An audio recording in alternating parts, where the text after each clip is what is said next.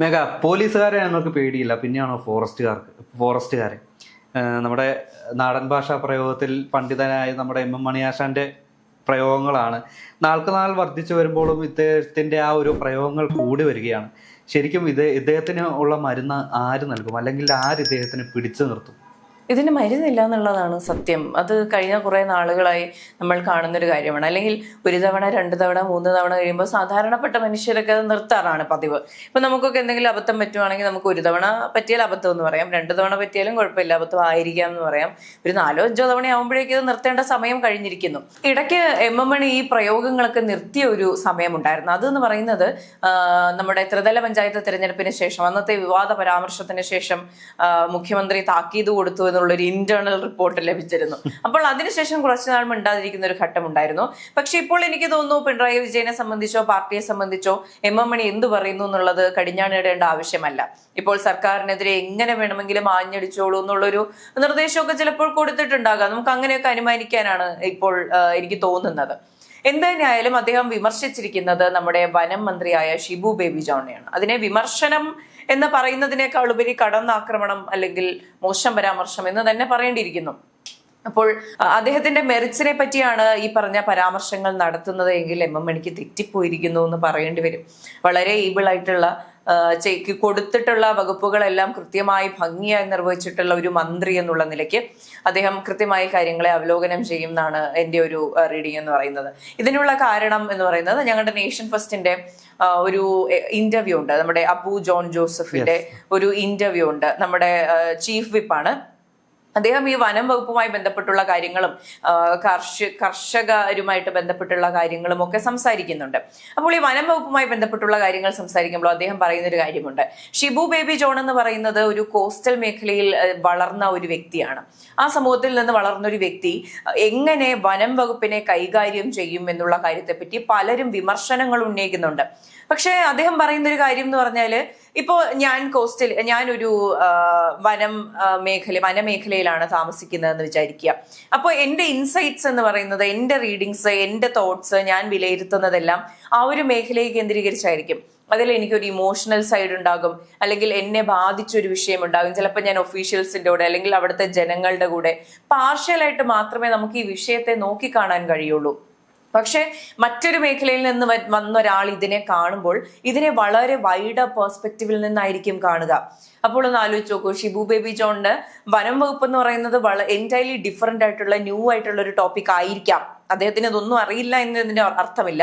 എന്നാലും അദ്ദേഹം ഇതിനെ നോക്കിക്കാണുന്നത് വേറൊരു രീതിയിലായിരിക്കാം. അതുകൊണ്ട് തന്നെ ഇതിന്റെ ബേസിക്സിൽ നിന്ന് പഠിച്ച് ഇതിന്റെ എല്ലാ ആസ്പെക്ട്സും കവർ ചെയ്യാനുള്ളൊരു കഴിവ് അദ്ദേഹത്തിന് ഉണ്ടാക്കാം. അത് എനിക്ക് തോന്നുന്നു ഈ വനം മേഖല മാത്രമല്ല, വേറെ ഏതൊരു വകുപ്പിന്റെ കാര്യം എടുത്ത് നോക്കിയാലും ഇങ്ങനെ തന്നെയാണ് അത് സംഭവിക്കാൻ പോകുന്നത്. ഒരു വൈഡർ പെർസ്പെക്റ്റീവ് കിട്ടുകയാണ്. ഇപ്പൊ ഞാൻ പറയുന്നത് യാതൊരു കഴിവുമില്ലാതെ വെറുതെ വന്നൊരു വകുപ്പ് എടുക്കുന്നതിനെ പറ്റിയല്ല. വളരെ ഏബിൾ ആയിട്ട് കാര്യങ്ങൾ സ്റ്റഡി ചെയ്ത് റിസൾട്ട് ഉണ്ടാക്കിയിട്ടുള്ള ഒരു മന്ത്രി എന്നുള്ള നിലയ്ക്ക് വനം വകുപ്പിനെ കൃത്യമായിട്ട് കൈകാര്യം ചെയ്യും. ഇനി മറ്റൊരു കാര്യം എന്ന് പറയുന്നത്, നമുക്ക് ഈ വനം മേഖലയുമായി ബന്ധപ്പെട്ട് ഒരു വന്യജീവി ആക്രമണം ഉണ്ടാകുന്നു. അതിന്റെ പ്രധാന വിഷയം എന്ന് പറയുന്നത്, പണ്ട് കാടായിരുന്ന മേഖലകളെല്ലാം ഇപ്പോൾ മനുഷ്യർ താമസിക്കുകയാണ്, മനുഷ്യരുടെ വ്യവഹാര മേഖലകളായി മാറിയിട്ടുണ്ട്. അപ്പോൾ നമ്മൾ ഇതിൽ ആരെ പഴിക്കും? ഇപ്പോൾ ജനത്തിന്റെ ഉപജീവന മാർഗമായി നടത്തുന്ന കുറെ കൃഷിയിടങ്ങൾ, അതിനു ചുറ്റും താമസിക്കുന്ന കുറച്ച് അരികവൽക്കരിക്കപ്പെടുന്ന മനുഷ്യർ, അവരൊരു ഭാഗത്ത്, പിന്നെ സ്വന്തം സ്ഥലമായിരുന്ന അത് നോക്കുന്ന കുറച്ച് വന്യമൃഗങ്ങൾ, ഇത് 2 പാർട്ടും എടുക്കുക എന്ന് പറയുന്നത് ഭയങ്കര ബുദ്ധിമുട്ടുള്ളൊരു കാര്യമാണ്. ഓഫ്കോഴ്സ് നമ്മൾ ഈ ടോപ്പിക് എടുക്കുമ്പോൾ മനുഷ്യ ജീവന് തന്നെയാണ് വില കൂടുതൽ. എന്നിരുന്നാൽ തന്നെയും ഇതിനെ കൃത്യമായി പഠിക്കേണ്ട ഒരു കാര്യം ഇരിക്കുന്നു. ഇപ്പൊ നമുക്ക് പെട്ടെന്ന് ഒരു ദിവസം ഇറങ്ങി വന്യജീവികളെ എല്ലാം കൊന്നുകളയുക, അല്ലെങ്കിൽ അവരെ മുഴുവൻ നിർമ്മാർജ്ജനം ചെയ്യുക എന്ന് പറയുന്ന ഒരു ഓൾട്ടർനേറ്റീവിലേക്ക് നമുക്ക് എത്താൻ കഴിയില്ല. കഴിഞ്ഞ 10 വർഷം ഒരു സർക്കാർ ഭരിച്ചിട്ട് ഈ പറഞ്ഞ വന്യജീവി ആക്രമണങ്ങളിൽ നിന്ന് ഒരു അറുതി നേടാൻ കേരളത്തിന് സാധിച്ചിട്ടില്ല. അപ്പോൾ 2 മാസം കൊണ്ട് പെട്ടെന്നൊരു സൊല്യൂഷൻ ഉണ്ടാക്കുക എന്ന് പറയുന്നത് വളരെ ഇമ്പോസിബിൾ ആയിട്ടുള്ള ഒരു ഹെർക്കൂലിയൻ ടാസ്ക് ആണെന്ന് വേണമെങ്കിൽ പറയേണ്ടി വരും. അപ്പോൾ എന്താണ് ചെയ്യേണ്ടത്? കുറച്ച് സമയം എടുക്കുക, ഇതിന് കൃത്യമായിട്ട് പഠിച്ച് ഈ 2 കൂട്ടർക്കും ഫീസിബിൾ ആയിട്ടുള്ള ഒരു സൊല്യൂഷനിലേക്ക് എത്തുക എന്നുള്ളതാണ്. ഇനി അവിടെ താമസിക്കുന്ന ആൾക്കാരെ മാറ്റിപ്പാർപ്പിക്കുക എന്നുള്ളൊരു ഉദ്ദേശമൊന്നും ഉണ്ടാകാൻ സാധ്യമല്ല. കാരണം അവർ ചിലപ്പോൾ ഈ വനവുമായി ബന്ധപ്പെട്ടുള്ള കാര്യങ്ങൾ ചെയ്ത് ജീവിക്കുന്നവരായിരിക്കാം, കൃഷി ചെയ്ത് ജീവിക്കുന്നവരായിരിക്കാം.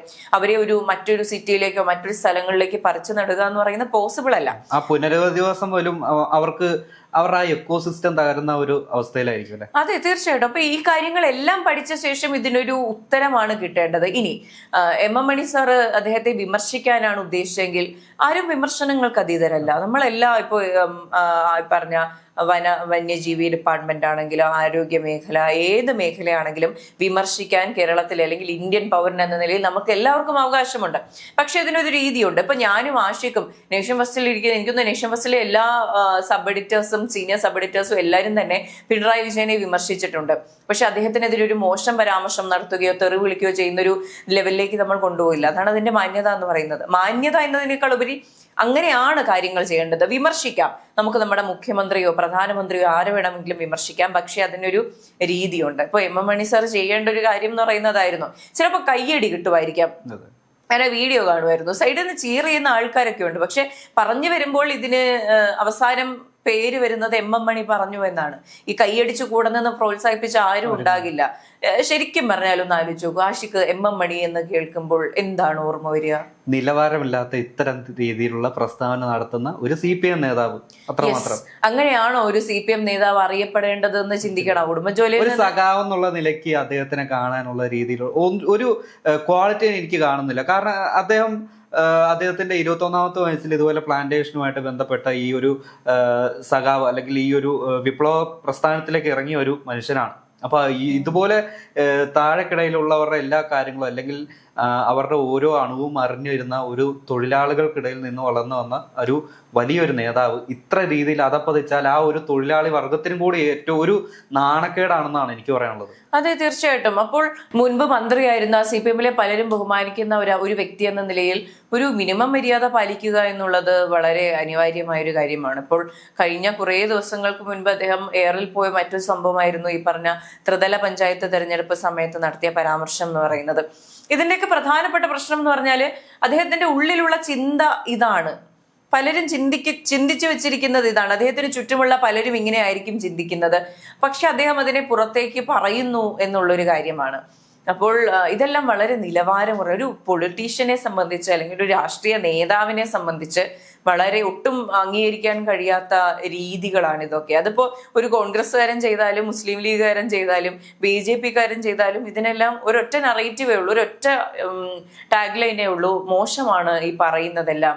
അത് മാത്രമല്ല, ഇപ്പോ മണിയാശാൻ വാ തുറന്ന് ഇതുപോലെ എന്തെങ്കിലുമൊക്കെ വിളിച്ചു പറഞ്ഞാൽ അതിനെ എന്താ പറയാ, ഒരു നാടൻ ഭാഷയിലുള്ള ഒരു പ്രയോഗം എന്ന് അതിനെ ഒന്ന് ലഘൂകരിക്കാൻ പല കോണിൽ നിന്നുള്ള ഒരു ആൾക്കാർ ഇറങ്ങിയിട്ടുണ്ട്.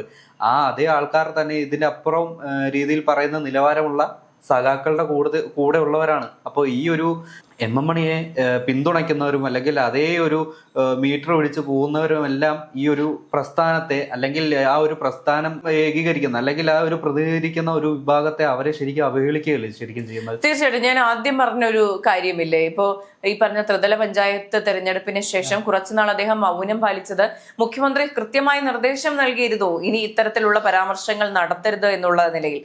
അപ്പോൾ നിയമസഭാ തെരഞ്ഞെടുപ്പ് കഴിഞ്ഞപ്പോൾ ഈ പറഞ്ഞ റെസ്പോൺസിബിലിറ്റി അതിൽ കഴിഞ്ഞു എന്നുള്ള ചോദ്യമാണ് ബാക്കിയാകുന്നത്. ഇത് ശരിക്കും ഭരണപക്ഷത്തെ അല്ലെങ്കിൽ വോട്ടിനെ നിയന്ത്രിക്കും, വോട്ടിനെ ബാധിക്കും എന്നുള്ള നിലയിൽ മാത്രമാകരുത് ഇത്തരത്തിലുള്ള പരാമർശങ്ങൾ നിയന്ത്രിക്കേണ്ടത്. പാർട്ടി ഇതിൽ ഇടപെടണം. പാർട്ടി ഈ പറഞ്ഞ പാർട്ടിയിലെ അംഗങ്ങളുടെ എല്ലാ കാര്യങ്ങളിലും ഇടപെടുന്ന, കേസുകളിൽ ഇടപെടുന്ന, കാര്യങ്ങളിൽ തീരുമാനമെടുക്കുന്ന ഒരു ലിവിങ് സ്റ്റൈലാക്കി കമ്മ്യൂണിസത്തെ മാറ്റിയെടുക്കുന്ന ഒരു പാർട്ടിയല്ലേ CPM. അപ്പോൾ സ്വാഭാവികമായിട്ടും ഇത്തരത്തിലുള്ള പരാമർശങ്ങളിൽ നിന്ന് ഇവരെ മാറ്റി നിർത്തേണ്ടതും പാർട്ടിയുടെ ഉത്തരവാദിത്തമാണ്. അത് ഈ പറഞ്ഞ ഭരണസമിതി കഴിഞ്ഞു അല്ലെങ്കിൽ 5 വർഷം ഭരിച്ച സമയം കഴിഞ്ഞു എന്ന് പറഞ്ഞ് അതിനെ പിൻവലിക്കുന്ന നിലപാടുണ്ടാകരുത്. ഇങ്ങനെ അഴിച്ചുവിടാൻ നിൽക്കരുത് ഇത്തരത്തിലുള്ള നേതാക്കളെ. അത് എം എം മണി മാത്രമല്ല, മറ്റു പല നേതാക്കളെയും നമുക്കറിയാം. അപ്പോൾ ഇവരെല്ലാം അടക്കി നിർത്തുക എന്നുള്ളത് പാർട്ടിയുടെ ഒരു നയമായിരിക്കണം. അതിപ്പോൾ കോൺഗ്രസിലായിക്കോട്ടെ, കോൺഗ്രസിലാണെങ്കിലും ഇത്തരത്തിൽ മോശം പരാമർശങ്ങൾ നടത്തുന്ന വ്യക്തികളുണ്ടെങ്കിൽ അത് നിയന്ത്രിക്കപ്പെടണം, വിമർശിക്കപ്പെടണം. ഇതിന്റെ ഏറ്റവും വലിയ പ്രശ്നം എന്ന് പറയുന്നത് എം എം മണി ഇത്തരം പരാമർശങ്ങൾ നടത്തുമ്പോൾ എല്ലാ കാര്യങ്ങളെയും പറ്റി പ്രതികരിക്കുന്ന പല CPM നേതാക്കളും മൗനം പാലിക്കുകയാണ് ചെയ്യുന്നത്. അപ്പോൾ ഇതിനെല്ലാം ഒരു മൗന സമ്മതം കൊടുക്കുക, അല്ലെങ്കിൽ അദ്ദേഹം എന്ത് വേണേലും പറഞ്ഞോട്ടെ, അല്ലെങ്കിൽ എന്റെ പാർട്ടിയിലുള്ള ആളെ ഞാൻ എന്തിനു വിമർശിക്കണം എന്നുള്ള തോന്നലുണ്ടാക്കുക, ഇതൊക്കെയാണ് CPM-ന്റെ മൂല്യച്യുതിക്ക് കാരണമെന്ന് നമ്മൾ കുറെ നാളുകളായി പറഞ്ഞുകൊണ്ടിരിക്കുന്നത്.